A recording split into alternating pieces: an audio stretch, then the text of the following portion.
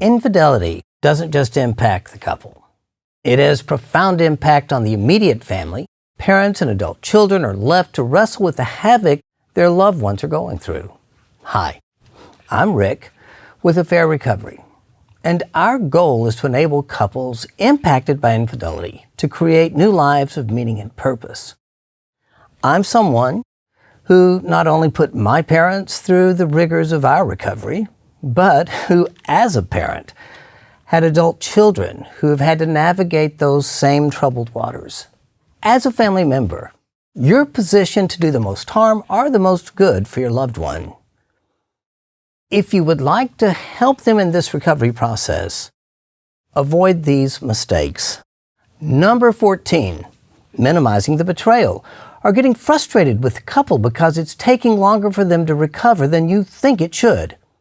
Attempting to control somebody's reactions by telling them it's not a big deal is a form of gaslighting. It's their timeline, not yours. Betrayal is a life-shattering experience, and your depreciation of what's happening may delay them getting the help they need. Number 13, failure to validate their emotions. Few things are more painful than having a partner or loved one invalidate your feelings. We need to be seen and feel that someone cares. Validating your loved one's emotions is one simple act you can do to let them know they matter to you.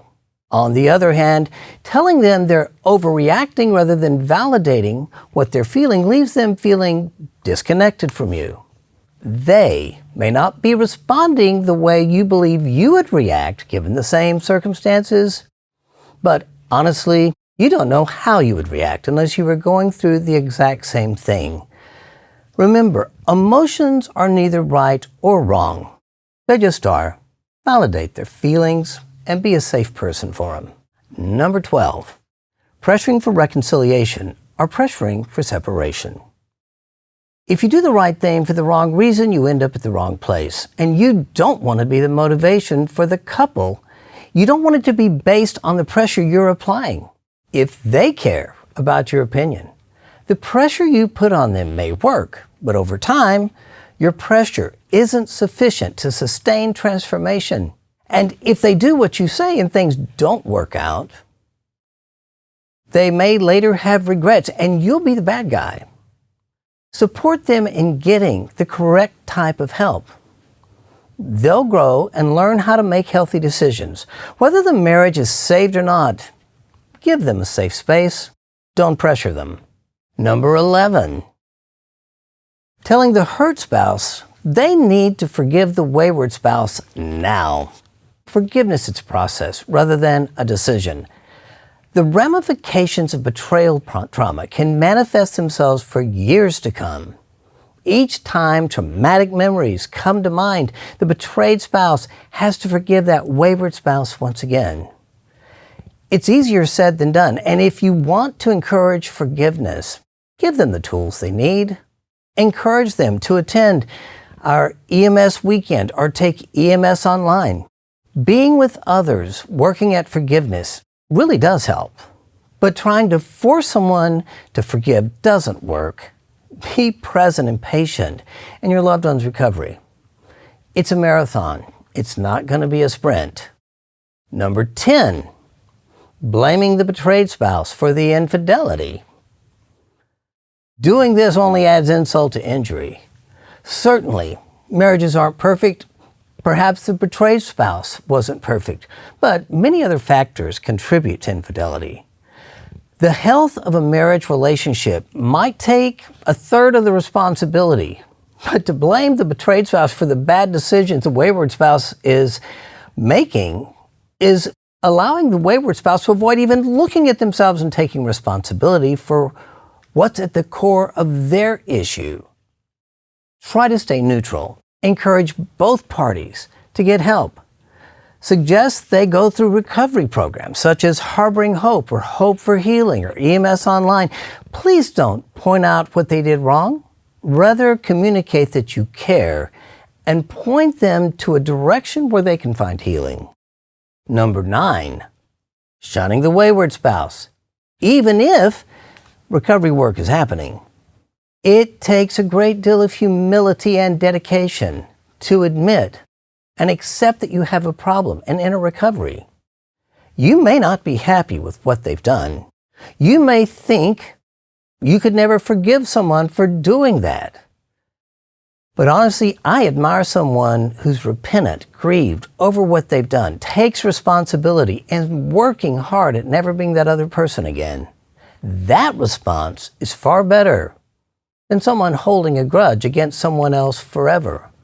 When someone's working at becoming a better person, it gives their children a better life, if they have children. And it gives an opportunity for those around them to have a better life. And it allows them to model how to work on your own shortcomings, how to be a better mom and dad.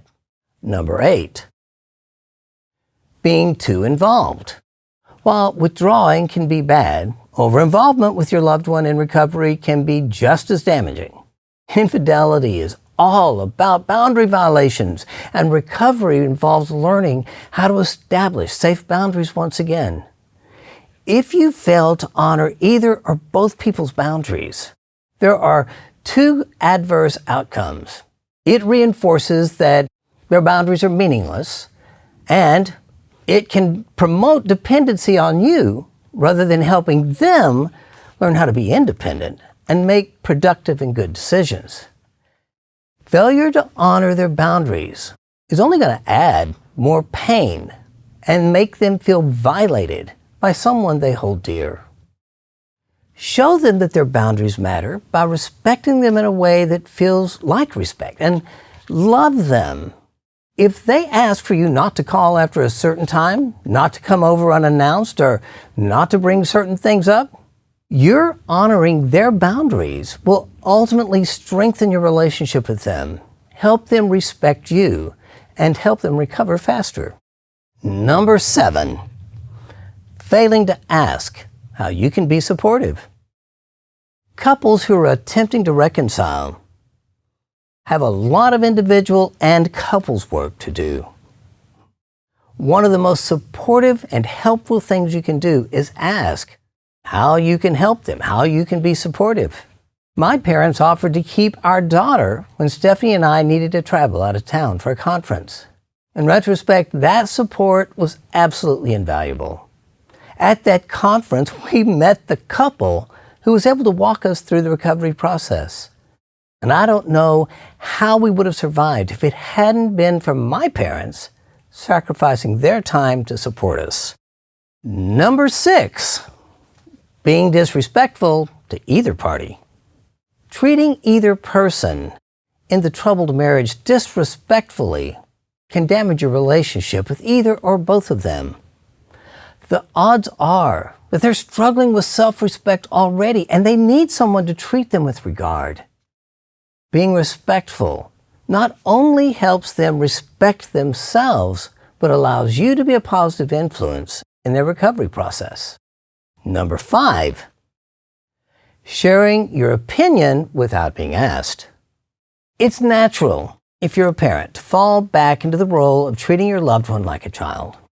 Once upon a time, you certainly had the responsibility to parent and guide them. However, they became responsible for their own lives once they left home. Telling your son or daughter, niece, nephew, or brother what you think they should do without their permission is going to make you an unsafe person. It robs them of perhaps the final place where they have safety and can feel loved and accepted. Whether you are their parent, sibling, aunt, uncle, or friend, ask permission before sharing your opinion. Be the safe sounding board that they need.